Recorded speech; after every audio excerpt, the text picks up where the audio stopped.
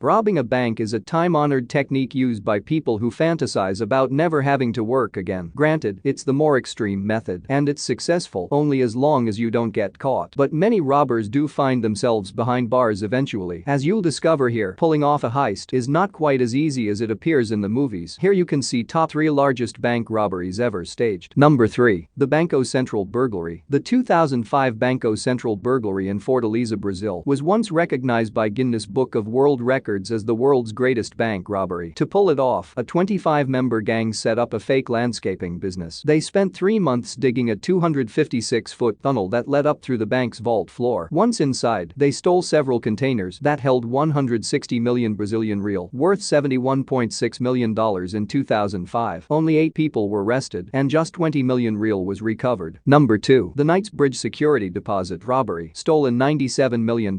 Valerio Vixe, who was already wanted for more than 50 armed robberies in Italy, almost committed the perfect crime in London in 1987. He and an assistant walked into a bank and asked to rent a safe deposit box. When the men were shown to the vault, they pulled out guns and overpowered the bank manager and guards. After putting a closed sign on a bank door, they let in some friends, broke into as many of safe deposit boxes as possible, and made off with millions in cash and valuables. Vixe fled to South America but was eventually arrested when he returned to England to ship his Ferrari to his new home. Number 1. The Central Bank of Iraq robbery. The largest bank heist in history was in Baghdad, stolen over $920 million. The mastermind was none other than Iraqi dictator Saddam Hussein. One day before the Iraq War began in 2003, he sent 3 large trucks to the central bank. He also sent his son Qusay with a handwritten note asking to withdraw nearly $1 billion to keep it from enemy hands. The money was loaded into vans and driven away. Most of the cash was recovered in the ensuing raids, but it doesn't end here. Tasked with counting the illicit loot, American soldiers made off with hundreds of thousands of dollars for themselves and their families.